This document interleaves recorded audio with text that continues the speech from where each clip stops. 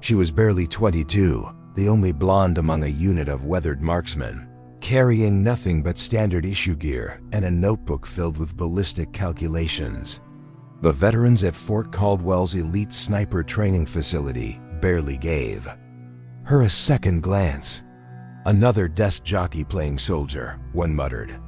But when she stepped up to the firing line with a borrowed rifle and calmly adjusted for conditions that had stumped their best shooters all morning, everything changed. One shot, 3,680 meters. The longest confirmed kill in military history. No one celebrated. They just stared at the name she wrote in the logbook. Carter, S.E. A name that would force them to confront a truth they'd buried for 7 years. Morning mist hung heavy over the mountain training facility as Specialist Sarah Elena Carter made her way across the range. Her blonde hair was pulled back in regulation style beneath her standard field cap, her uniform bearing no unit patches or decorations. Unlike the other shooters with their customized equipment and earned insignia, she carried only a weathered notebook and basic gear. In the briefing room, she took a seat in the back corner, drawing little attention from the assembled snipers. Master Sergeant Valdez, his face marked by decades of combat experience, outlined their upcoming precision training exercise. "Today's conditions are challenging," he announced, his gravelly voice carrying authority earned through countless operations. "Wind patterns are erratic, humidity is high, and we'll be testing at extended ranges that push the limits of current doctrine." Sergeant Major Hayes, whose Olympic shooting background had earned him legendary status among military marksmen, studied the range data with clinical precision. Beside him, Staff Sergeant Morrison leaned back with the casual confidence of someone whose name appeared in multiple record books. "Weather like this separates the real shooters from the pretenders," Morrison commented to appreciative nods from the veterans. When assignments were distributed, Sarah received exactly what she expected: data collection duty. She would monitor atmospheric conditions while the experienced marksmen practiced their craft. As she gathered her materials, Morrison's voice carried across the room with deliberate mockery. "Looks like the college girl thinks she's a shooter," he remarked, earning laughter from several others. Sarah's grip tightened almost imperceptibly on her notebook. She allowed herself one controlled breath, her blue eyes briefly closing before her expression returned to neutral. No reaction. Never give them the satisfaction of a reaction. Throughout the morning, she moved between observation points meticulously, documenting wind speed, direction, barometric pressure, and a dozen other variables that could affect bullet trajectory over extreme distances. She watched as even veteran shooters struggled with the day's difficult conditions, their shots consistently falling short or wide of targets beyond 2,500 meters. When Hayes missed his fourth consecutive shot at the 2,800-meter mark, Sarah made a quiet notation in her book. Noticing her writing, he scowled in her direction. "Something you'd like to share with the class?" he challenged. "The wind reads differently at your elevation than at the target," she said quietly, not looking up from her calculations. "There's a thermal layer creating crosscurrents at approximately 1,400 meters downrange." Hayes turned away without acknowledgement, but Sarah noticed he adjusted his next shot using almost exactly the correction she would have suggested. He hit the target. Though he said nothing about her input. By midday, frustration was evident across the range. Even Morrison, whose 3,200-meter record shot had made him a legend among military snipers, couldn't maintain consistency at extreme distances. The conditions were deemed too challenging for any serious record attempts, though no one would admit defeat directly. Sarah continued her methodical work, invisible except when someone needed the latest atmospheric readings. But those who might have noticed would have seen her eyes studying each shooter's technique, mentally calculating the adjustments they missed, visualizing the shots they couldn't complete. The afternoon brought darker clouds and shifting wind patterns. Sarah recorded the barometric pressure drop, calculating how it would affect long-range trajectories. Near the equipment shed, she overheard the veterans discussing their upcoming deployment. 3,500 meters minimum, Hayes was saying, in mountain terrain with unpredictable conditions. Command wants absolute certainty. One shot, one kill, from positions that give our assault team maximum coverage. Morrison shook his head grimly. Even in perfect weather, we're talking about the edge of what's possible with current techniques. None of them noticed Sarah within earshot, methodically checking her instruments while her mind automatically calculated distances, angles, and variables. 3,500 meters was challenging, but entirely achievable with the right approach and proper understanding of advanced ballistics. She had proven it countless times on her own, far from military ranges where questions might be asked about how a young specialist had access to such advanced training. During the lunch break, Sarah sat alone in the mess tent, her notebook open beside her tray as she refined calculations based on the morning's observations. She was absorbed in her work when Lieutenant Hayes approached and sat across from her without invitation. "Your correction earlier," he said directly. "How did you identify that thermal layering?" Sarah looked up, surprised by the direct engagement. "Secondary wind indicators showed counter-rotation patterns compared to primary markers," she answered. "It creates a spiral effect that becomes pronounced beyond 1,200 meters. Hayes studied her with narrowed eyes. "How long have you been with this unit?" 5 weeks, sir. And before that, various assignments. Mostly meteorological support and data analysis." He seemed about to probe further when Morrison's voice boomed across the tent. "Hayes, don't tell me you're taking shooting advice from the weather girl." Hayes's expression immediately closed off. He stood, leaving his half-finished meal. "Just checking her data," he said curtly before rejoining the veterans table. Sarah returned to her notebook, untroubled by the dismissal. She was accustomed to being overlooked, had counted on it for her plan to work. Anonymity was protection. Invisibility was power. Her father had taught her that in those final months before everything fell apart. The afternoon session began with equipment, checks and range calibration. Valdez assigned positions, once again placing Sarah at the observation post furthest from the action. As she walked away, she heard Morrison joking with the others. $20 says she's never fired anything bigger than a service pistol. If they only knew the truth, but they would soon enough. At her distant observation post, Sarah continued recording conditions as shots echoed across the valley. The veterans struggled even more in the deteriorating afternoon weather. Wind gusts caused unpredictable deflections, and the dropping barometric pressure created additional complications that most shooters never learn to account for. She watched Morrison attempt his personal best distance of 3,200 meters, 7 times. In succession, 7 misses. His frustration was visible even from her remote position.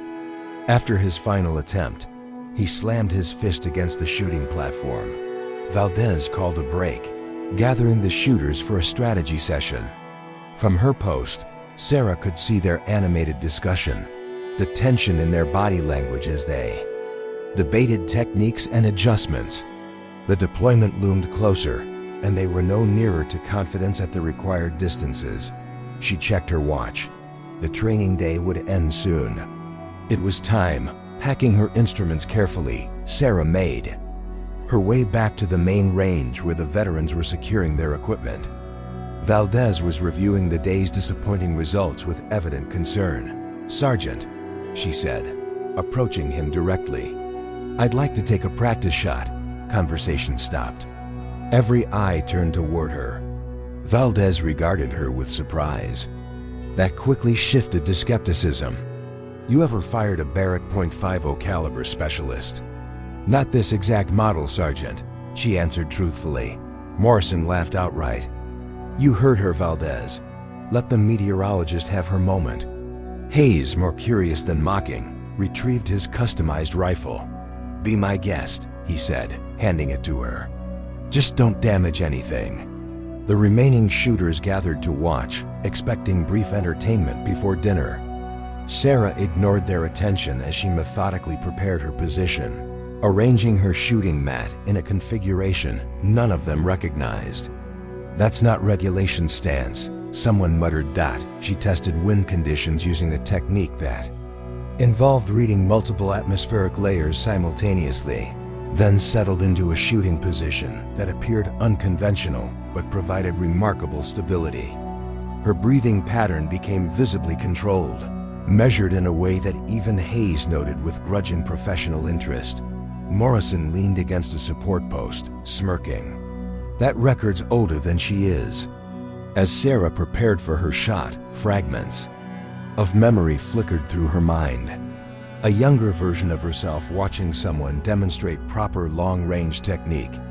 A faded photograph she kept hidden in her personal effects. A newspaper headline she had memorized, "Sniper's record. Disputed after mission failure." She pushed the memories away, focusing entirely on the present moment. The feel of the rifle, the calculations in her head, the minute adjustments for variables most shooters never considered. The target was positioned at maximum range, 3,500 meters distant through challenging atmospheric conditions. One controlled breath. Gentle pressure applied to the trigger with scientific precision. The rifle's report echoed across the valley. Silence fell as they waited for target confirmation. Seconds stretched into a full minute before the range officer's voice crackled. Over the radio, barely concealing his disbelief. "Direct hit. Center mass. Distance confirmed at 3,680 meters." The veterans exchanged looks of shock. Valdez grabbed binoculars while Hayes pulled up the digital verification system. The impossible had happened on a day when their most experienced shooters couldn't maintain accuracy at far shorter distances. "Confirmed," Hayes finally whispered. "That's 480 meters beyond any existing military record." Morrison pushed forward, demanding verification. "Has to be equipment malfunction. Lucky shot." "Check the system logs," Valdez ordered, his expression unreadable. As Hayes input the data, the system requested the shooter's full name for the official record. Sarah's voice was steady as she stated, "Carter Sarah Elena." The effect was immediate and devastating. Valdez's head snapped up, recognition flashing across his weathered features like a physical blow. "Any relation to Marcus Carter?" he asked quietly. Sarah carefully handed the rifle back to Hayes, her movements deliberate and controlled. "He was my father." The revelation hit the assembled unit like an explosion. Marcus "Ghost" Carter had been a legendary sniper whose techniques had revolutionized long-range shooting until his career ended in disgrace after a classified operation went catastrophically wrong. His methods were no longer taught, his innovations officially discredited, his name rarely mentioned except in whispered speculation. "Ghost's daughter," Morrison said, using the call sign that had once been spoken with reverence throughout the sniper community. Sarah didn't acknowledge him. She simply collected her notebook and walked off the range, leaving stunned silence in her wake. Sarah maintained her measured pace until she was certain she was out of sight, only then allowing her shoulders to relax slightly. The hardest part was done. The name was out there now, spoken aloud in a place where it had been deliberately forgotten. In her temporary quarters, she opened her laptop to classified documents she had spent years obtaining through channels that would result in court-martial if discovered. Operation Crosswind, the mission that had destroyed her father's reputation and ultimately his life. She knew every detail by heart, had reconstructed the scenario countless times in her mind. Her father hadn't missed the shot. He had refused to take it. A knock at her door interrupted her thoughts. She quickly closed the laptop, sliding it beneath her pillow before answering. Hayes stood there, his expression troubled. "Sergeant Valdez wants to see you," he said, studying her face as if searching for familiar features. "Command center, now." Sarah nodded, showing nothing. This was expected, part of her plan. She had never intended the revelation to be the end, only the beginning.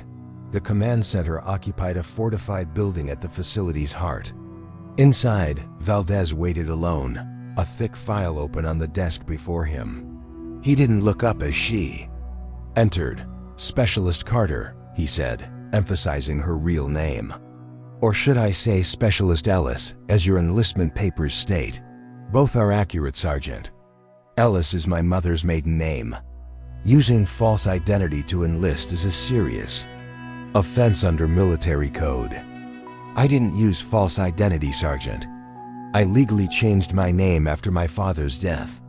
Valdez finally looked up, his scarred face impossible to read. "And your purpose in joining this unit, under an assumed name?" Sarah met his gaze without flinching. "To restore the truth, Sergeant." For a long moment, neither spoke. Then Valdez turned the file toward her. Inside were photographs, reports, and official documents. Marcus Carter, decorated sniper, died in military custody while awaiting court-martial proceedings. "Official report says suicide," Valdez said, his voice carefully neutral. "You believe that?" "Never," Sarah answered without hesitation. "My father would never take his own life. He was eliminated because he knew too much about what really happened during Operation Crosswind." Valdez leaned back, studying her intently. "You were 17 when he died?" 16, Sergeant. "And in the 6 years since, you've dedicated yourself to clearing his name, learning his techniques, mastering his methods." Sarah's expression remained impassive. "He taught me everything before they took him away. I've practiced every day since, using equipment I built based on his specifications. To break his record? To prove he was right," she corrected. "The mission that destroyed him, Operation Crosswind, required an impossible shot under conditions identical to our current deployment parameters." Valdez observed her carefully. "You're saying this isn't coincidence?" "Nothing about my presence here is coincidence, Sergeant. When I learned this unit was preparing for a mission requiring extreme distance, precision shooting, I knew this was my opportunity." Valdez closed the file, his weathered hands resting on top. "Your father was one of the finest shooters I ever served with. But his record was disputed, his methods questioned. The official report states he missed a critical shot that compromised the entire operation." "He didn't miss," Sarah said, controlled intensity entering her voice for the first time. "He refused to take it. There were civilians in the engagement zone, unlisted in the mission brief. He reported their presence but was ordered to proceed anyway. When he refused, they blamed him for the operation's failure." Valdez's expression shifted subtly. "That's a serious accusation, Specialist. It's documented truth, Sergeant." "I have the evidence." A long silence stretched between them. Outside, the range had gone quiet as darkness fell. Finally, Valdez spoke. "You're shot today, 3,680 meters, verified and recorded." He tapped the file. "That's nearly 500 meters beyond your father's disputed record. No one has come close to either distance in over a decade." "The shot wasn't particularly difficult," Sarah said quietly. "Not with proper calculation and advanced technique. Every shooter on this range would disagree with you, Specialist. They were trained using outdated methods, Sergeant. After my father's disgrace, his innovations were abandoned. The military returned to conventional techniques that don't account for all variables at extreme range." Valdez stood and walked to a wall safe behind his desk.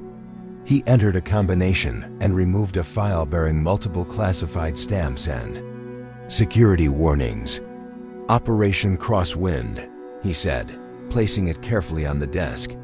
"I was there, Specialist. Not on the shooting team, but part of the extraction force. I saw the aftermath." Sarah hadn't known this. Her research had uncovered operational details but not complete personnel lists. "Then you saw what happened to those civilians?"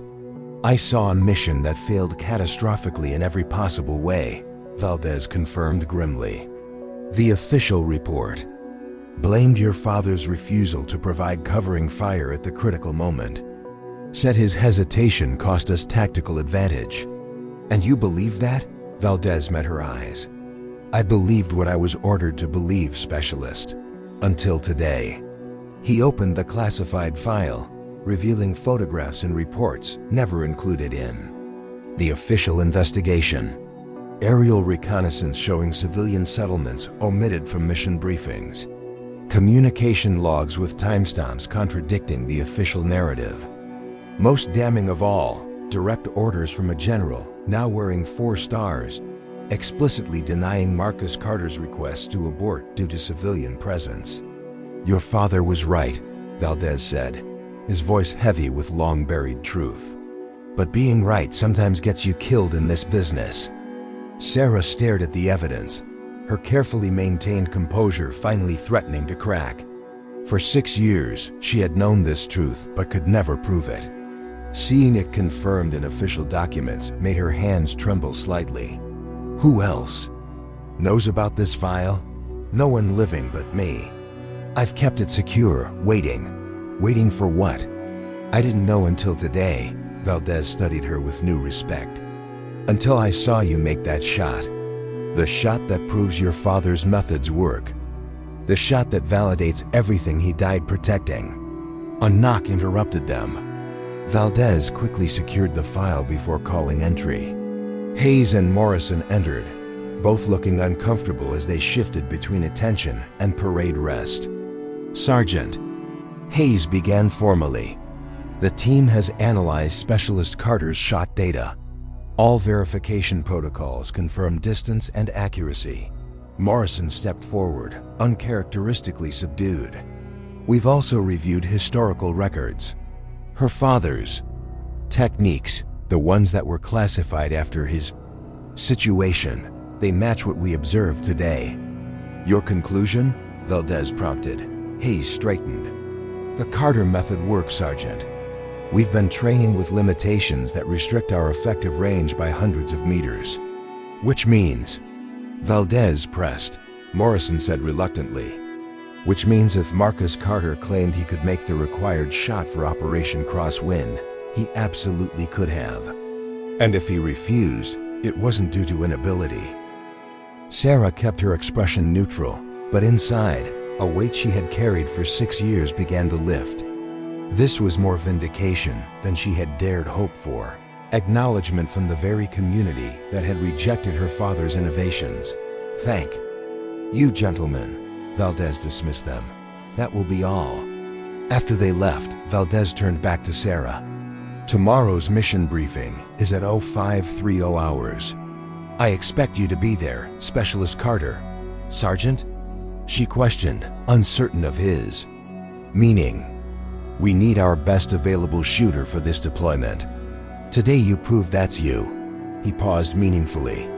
Unless you've accomplished what you came for and plan to disappear now that you've made your point. The question hung between them. Sarah had indeed planned to leave once she'd broken the record and forced acknowledgement of her father's name. Her personal mission was complete.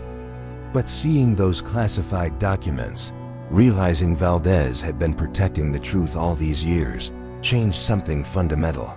I'll be there, Sergeant, she said finally. 0530. Valdez nodded, the ghost of a smile crossing his features. Get some rest, Specialist. Tomorrow you'll have proper equipment assigned, not borrowed gear. As she turned to leave, he added, your father would be proud, Sarah, not just of the shot, but of your dedication to the truth. Outside, the night air carried the scent of approaching weather. Sarah could see lights still on in the barracks, undoubtedly veterans discussing the day's extraordinary events. Her name, her real name, would be circulating now. By morning, everyone would know who she was and why she had come. The secrecy was over. Now came the harder part. The part her father had warned would be most difficult. Now that she had their attention, now that she had proven her capabilities beyond question, she had to use that leverage to force a reckoning with the past. Tomorrow's mission was just the beginning. The shot that would truly matter wasn't measured in meters, but in its impact on the truth her father had died protecting. Dawn broke gray and cold over the mountain facility. Sarah had slept little, her mind processing the previous day's revelations and their implications for the mission ahead. She had come seeking justice for her father, but found herself thrust into a position of responsibility she hadn't anticipated. The briefing room fell silent as she entered. Eyes followed her movement, but Valdez gestured her to the front row. Specialist Carter will be taking primary shooting position for today's operation, he announced without preamble. Sergeant Hayes will provide secondary coverage. The silence deepened. Morrison, who had expected the primary role, stiffened visibly but maintained discipline. The others exchanged glances, surprise evident but training holding them steady.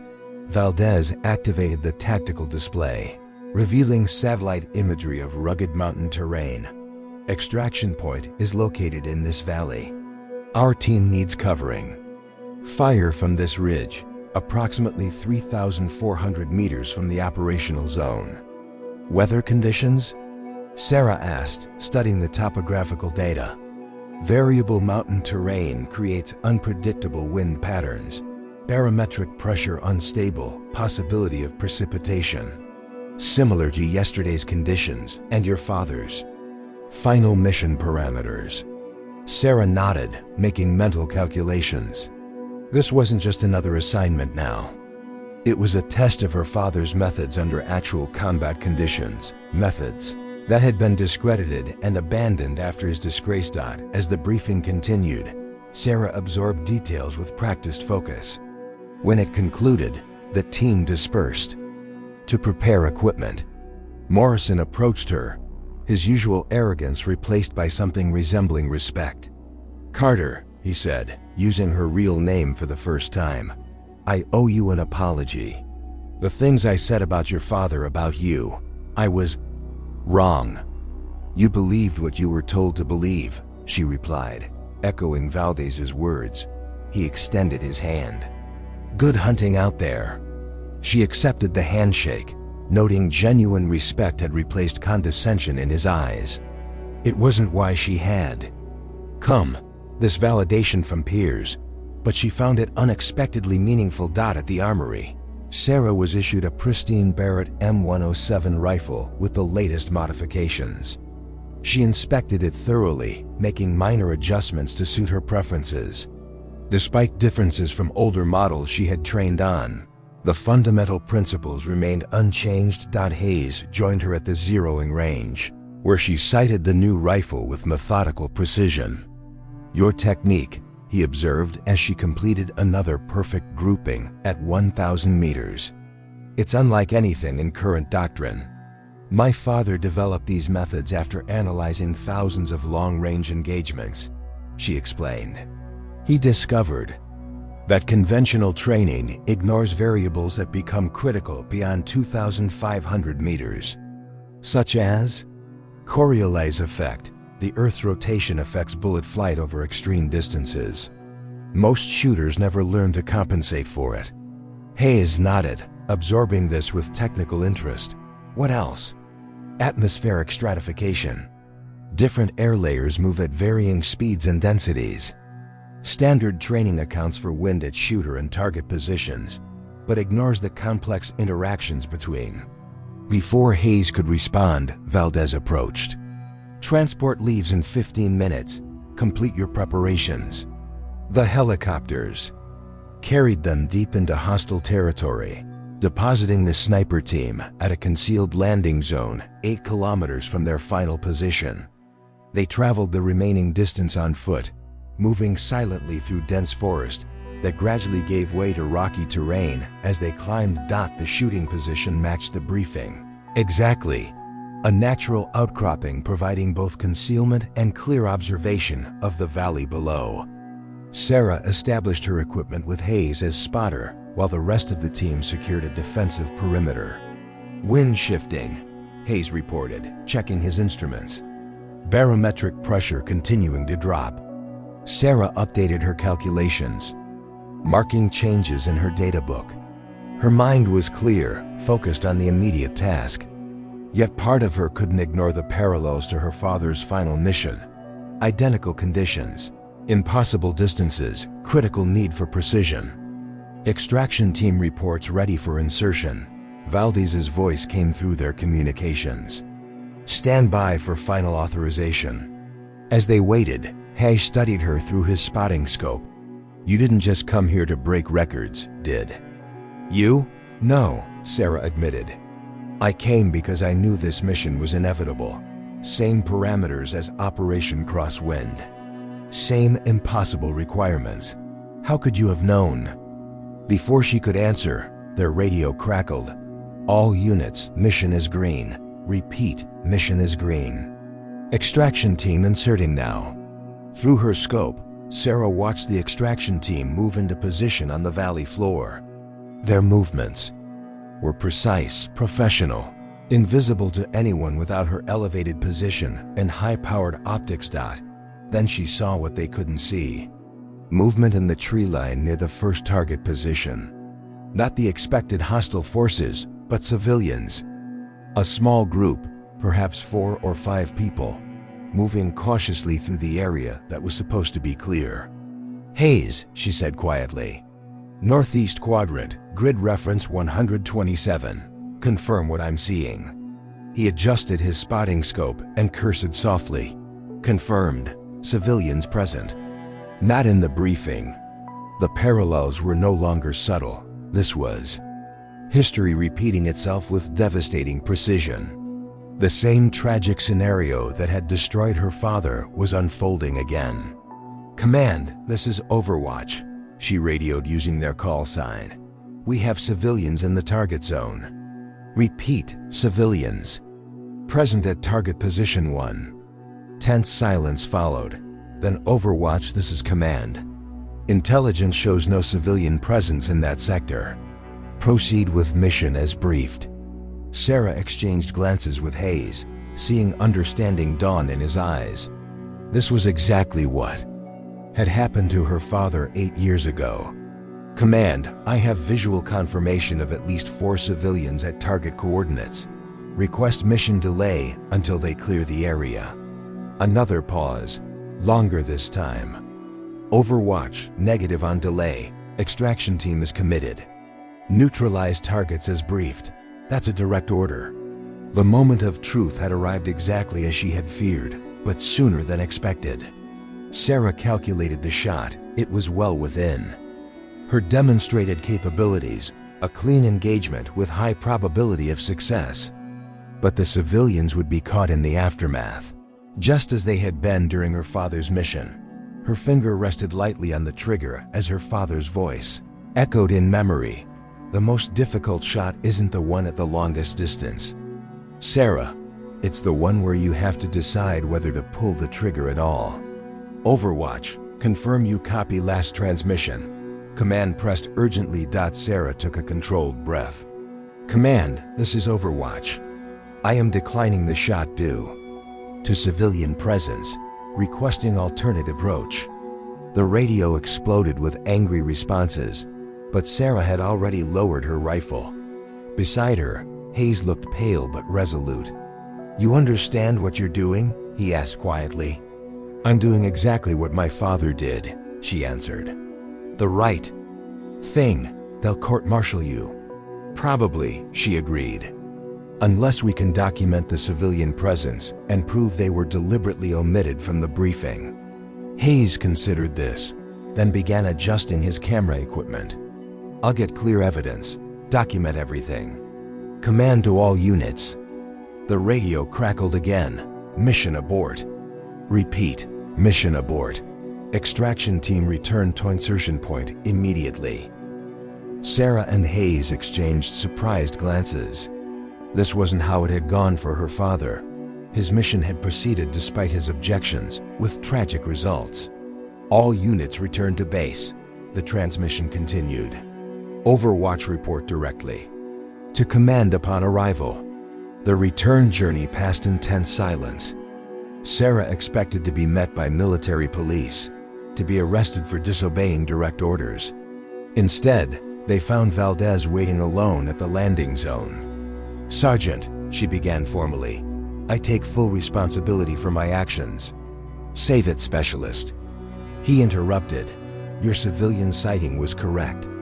Satellite confirmation came through 3 minutes after your report. They weren't supposed to be there according to intelligence, but they were there nonetheless." Relief washed over her, followed quickly by suspicion. "Just like Operation Crosswind." Valdez nodded grimly. "Exactly like then. Only this time we have corroborating evidence from multiple sources. This time the mission was aborted instead of proceeding. This time no civilians died. Because she made the same call her father did," Hayes added. "The difference is that today her call was heeded." "The difference," Valdez said, "is that today your call was heeded. Your father's was ignored, and then he was blamed for the consequences." Back at the facility, a different atmosphere awaited them. Word had spread about the mission abort, about Sarah's refusal to take the shot, and about the subsequent confirmation of her civilian sighting. The veterans who had mocked her now regarded her with newfound respect, tinged with awe. In Valdez's office, the classified files from Operation Crosswind lay open beside reports from their aborted mission. The parallels were undeniable, the pattern clear to anyone willing to see it. "We're reopening the investigation into your father's case," Valdez informed her. "With today's events as corroborating evidence, we can prove he made the right call, that he was deliberately set up to take blame for someone else's failures." Sarah stood at rigid attention, her composure finally cracking as the implications sank in. 6 years of dedication, of silent preparation, of single-minded focus on clearing her father's name had culminated in this moment. "General Harrison has approved a formal review," Valdez continued. "The same General Harrison who signed the orders for Operation Crosswind to proceed against your father's objections. He's suddenly very interested in setting the historical record straight now that similar circumstances have been officially documented." "Politics," Hayes observed. "Nobody wants to be on the wrong side of history twice." "Or the wrong side of a congressional inquiry," Valdez agreed. "Either way, Specialist Carter, your father's name will be cleared. His methods will be reinstated in training protocols, and his record will stand alongside yours in the official books." The following morning, the unit assembled in dress uniform. At the memorial wall, where names of fallen marksmen were inscribed, outstanding achievements and records were listed on a separate plaque. A plaque that had once included Marcus Carter's name before it was removed in disgrace. The veteran stood at attention as Valdez approached Sarah with a small wooden box and a unit patch that had been stored away for years. "Your father always said precision shooting wasn't about hitting targets," Valdez said, opening the box to reveal a marksmanship medal that had been officially rescinded. "It was about protecting what truly matters." As the unit watched Sarah walk to the memorial wall where Marcus Carter's name was being re-engraved in polished stone, she placed her hand on the fresh letters, feeling the weight of truth finally restored to history. "Your shot wasn't just a record," Valdez told her as the unit maintained attention behind them. "It was justice." The morning sun caught the tears. Sarah finally allowed herself as she looked at the faded photograph of her father she had carried every day of this journey. The man who had taught her that sometimes the most important targets aren't measured in distance, and sometimes the most courageous shot is the one you refuse to take.